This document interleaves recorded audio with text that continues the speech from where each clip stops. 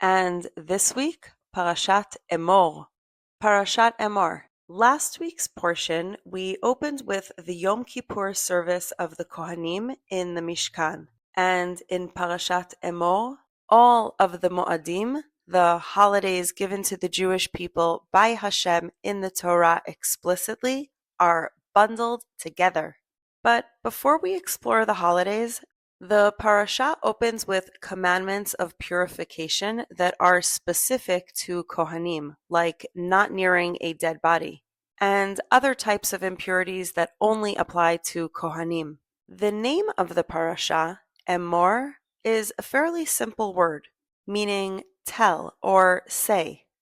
But at the beginning of the parasha, it is strangely repeated twice. Vayomer Hashem el Moshe. Hashem said to Moshe, Emor el HaKohanim bnei Aharon. Say to the Kohanim, the sons of Aharon. Ve'amarta alehem. And tell them. Say to the Kohanim and tell them. Emor and Amarta. What may appear to be a duplicate or repetition has received many interpretations and commentaries, from halachic and educational viewpoints to mental and spiritual perspectives. One of the most well-known interpretations is that of Rashi, who explains that the duplication is intended lehazhir gdolim al ktanim. Lehazhir meaning to warn, meaning the elder Kohanim are not only commanded with the laws of purity and contamination themselves, but are also tasked with educating the younger generation, the young Kohanim. And this commentary by Rashi has a commentary of its own, Lehazhir Gdolim al Ktanim, as interpreted by the Lubavitcher Rebbe, that the word Lehazhir is from the root Zohar, shine, meaning the role of the educator is not only to warn by highlighting deterrence, but rather that the active duty of educating the younger generation lies within highlighting and shining their greatest and best personal virtues. And through this, they approach their own personal growth with the most sincere and positive attitude. And educating the future generations is a principle that is not only directed towards the Kohanim. Emor and Amarta is a fundamental principle in itself. There are many places in the Torah with a clear and explicit commandment to not only live Torah, but to pass it on to the next generation.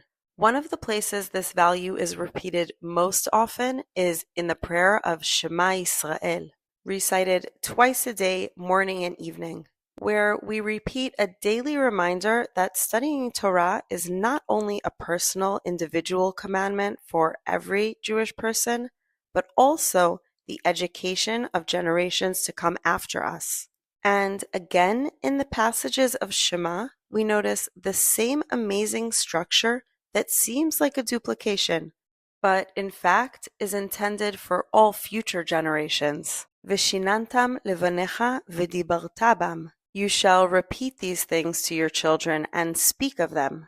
B'shivtecha beveitecha uvelechtecha b'derech, literally meaning while you're sitting at home or walking on your way, and when you lay to sleep, and when you rise to wake, meaning our memory is active. And in the second part of Shema, what seems like a repetition, with one slight change.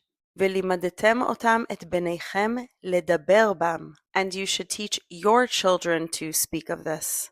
B'shivtecha, beveitecha, uvelechtecha baderech, uveshochvecha, uvkumecha. Another emphasis that education is an ongoing obligation, meaning the Torah builds a system of preservation for generations. And this brings us back to the holidays, a repeated lived experience. As we recently read from the Haggadah on Pesach, Passover, V'higadeta lebincha, and you should tell your child, is not just casual speak, but implies clear, intentional, relived experiences that are passed on from generation to generation. And in every generation, one must view themselves as being redeemed from Egypt. Let's turn to the holidays in this parasha, Emor. First, let's be specific with the concept holidays. Not all holidays were created in the same way. Some are commanded in the Torah by Hashem, and these are referred to as Moadei Hashem or Moadim. And all of the holidays commanded by Hashem, all of Moadei Hashem, Mikra'e Kodesh, are given in Parashat Emor in the same order in which they appear on the Hebrew calendar. It bundles together Shloshet HaRegalim, the 3 holidays of pilgrimage, Pesach, Shavuot, and Sukkot, and also the Yamim Noraim, the high holidays of Rosh Hashanah and Yom Kippur. The parasha also details the unique mitzvah of counting the Omer, and it is also the only place in the Torah where the practical mitzvot of the festival of Sukkot are mentioned, specifically the Arba'at HaMinim, the 4 species, and also the commandment to sit in a sukkah, to dwell in a sukkah. But the opening sequence in the parasha, before the Chagim, is unusual. Following Elehem Moadai, these are my appointed festivals, Hashem begins, Sheshet Yamim Ta'aseh Melacha, Uvayom HaShvi'i Shabbat Shabbaton. Why would Shabbat be the introduction to the festivals? And why would it be referred to as a Moed or a Mikra Kodesh? Plainly, a Moed means an appointed time. But here in the Torah, Moed does not only indicate a fixed time in the calendar. Moed is a meeting with the Creator, Hashem. Just as we translate Ohel Moed, the tent of meeting.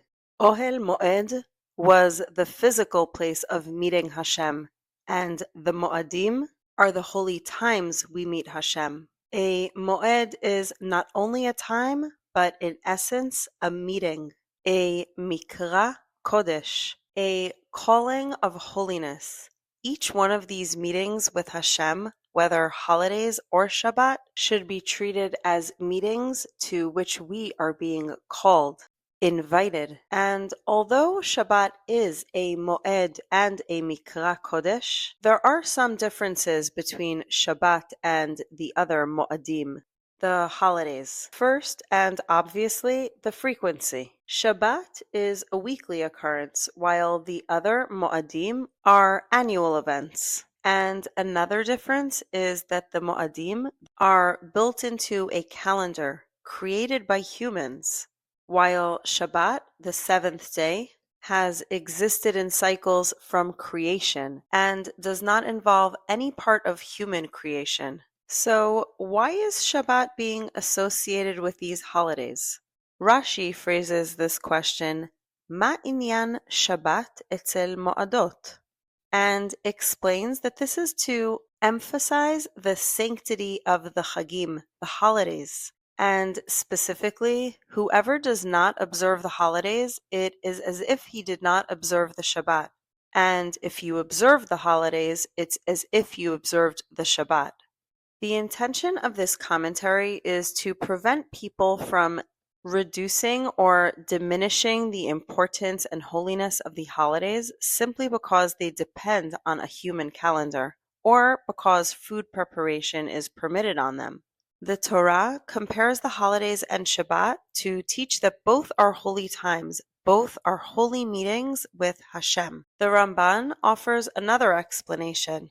Shabbat is mentioned before the holidays just as it is mentioned at the beginning of the commandment to build the Mishkan, the tabernacle, to teach that just as the building of the Mishkan did not postpone Shabbat, meaning the commandment to build the Mishkan does not override or supersede the commandment of Shabbat, and all work must come to a stop. So do the commandments of the holidays do not postpone Shabbat, meaning although some types of work are permitted on the days of the holidays, such as cooking from an existing flame, if a holiday falls on Shabbat, there is no such permission to cook. And a revolutionary idea from the Gaon of Vilna, also known as the Gra, who explained that the pasuk Sheshet Yamim Ta'aseh Melacha Uvayom HaShvi'i Shabbat Shabbaton does not refer only to the days of the week, but also to the days of the year. Think about the same structure of a week with the built-in holiness of Shabbat and zoom that out to the entire year. As we just noticed, there is a certain ranking in the level of holiness, depending on the type of work that is permitted or prohibited. On 6 days of the holidays, the 2 days of Pesach, the day of Shavuot, Rosh Hashanah, Sukkot, and Shmini Atzeret, the Torah prohibits kol melechet avodah, meaning strenuous work. And with each pasuk that ends each of these holidays, the pasuk concludes with kol melechet avodah lo ta'asu. However, Yom Kippur and Shabbat are defined as Shabbat Shabbaton. Kol melacha lo ta'asu. You shall not do any work of any sort. Through this specific language, the Torah creates a distinction and a hierarchy of holiness, and in this respect, Yom Kippur is to the year what Shabbat is to the week. And this observation reveals an even broader principle. Holiness is built into time in recurring patterns. The structure of the week, 6 working days followed by a holy 7th day, is also reflected in the structure of the year, with 6 regular holidays and Yom Kippur, a higher holiday. And in the following parashot, we will learn that referencing time in cycles of 7 repeats also on a broader scale. 6 regular agricultural years followed by a 7th year, Shemitah, a year of release and rest for the land. So what is the purpose of these Moadim, these recurring encounters, meetings with Hashem? And how does Torah relate to time in general? While in Western culture, we sometimes perceive time as a straight and isolated line that travels between 2 points, birth and passing. But Torah sees time as a complex spiral, like an infinite strand of DNA that repeats itself. We relive and retell the holidays given in the Torah not as an event from the past, but actually live them in the present, in our own flesh, year after year, as if they had occurred to our own selves. And year after year and week after week with Shabbat, we pass them on so that our children may learn this as a lived experience, and so they too may pass it on. Just as we learned at the beginning of the parasha, Emor and Amarta. In the Torah, 7 serves as a clear symbol of the dimension of holiness within the material world. And with each cycle of 7, whether weekly on Shabbat or annually on Yom Kippur, we return in a cyclical pattern to the same high point of spiritual energy. And on each of these meetings with Hashem, these callings, we are invited to elevate, better refine ourselves and our connection with Hashem. Now let's really power up the 7s. 7 times 7, the counting of the Omer. Usfartem lachem sheva Shabbatot tmimot, and you shall count 7 whole Shabbatot. The counting of the Omer is the 49-day journey between our being redeemed from Egypt on Passover and receiving the Torah on Shavuot. Each one of the 7 weeks of the counting of the Omer corresponds to one of the 7 divine qualities or attributes of Hashem, and reflected yet again in the structure of the days of the week, refining and building ourselves daily on that journey towards receiving the Torah. During the time of the temple, the Omer was a physical measurement of barley that was harvested and brought as an offering to the Mikdash, the temple. But today, in its absence, the mitzvah is fulfilled only and solely through counting the days and weeks leading up to Shavuot. And what is so important about counting time? Time in the Torah is extremely important. Let's recall that the first mitzvah the Jewish people ever received as a nation in Parashat Bo, when they were being released from slavery in Egypt, was the sanctification of the month.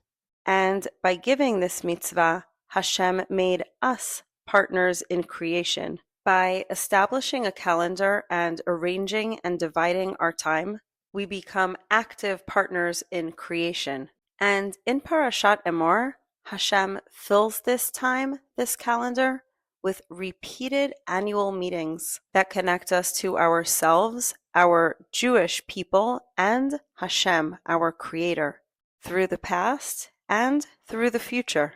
The Torah not only belongs to every generation of Jews, but was also given to every soul, each and every Jew, both those who stood there physically at Mount Sinai and all of future generations of Jewish people who were there in soul.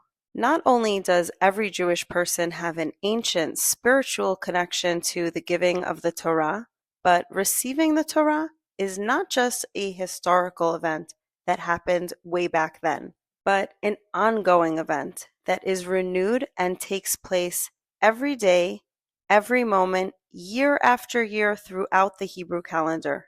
And every year we experience these collectively, as if we ourselves had left Egypt and are making our way towards Sinai. Between the past and the future, perhaps the most important time of all is the present. Even if you have missed counting the Omer so far, it is not late. The journey continues simply by starting to count today, since this very act of counting is not just an anticipation toward something, but a journey with a value in of itself. The mitzvah, the commandment of counting the Omer, is a series with each new day offering the opportunity for an additional and new mitzvah. The Shulchan Aruch rules that if a person misses an entire day of counting the Omer, they must continue to count, but without a blessing. And by the end of the counting of the Omer, you will certainly strengthen your ability in the multiplication table in multiples of 7. On the evening of this Shabbat, Parashat Emor, Tafshin Pevav 2026, we will count 30 days, which are 4 weeks and 2 days of the Omer. And only several days later, we will celebrate Lag BaOmer, Lag Lamed Gimel, 33 to the Omer. And on whichever day you're watching this, check the special Omer count for that day and start counting today. We will meet again next week for the double portion of Parashot Behar and Bechukotai. Wishing you a Shabbat Shalom and Lag BaOmer Sameach. Happy Lag BaOmer.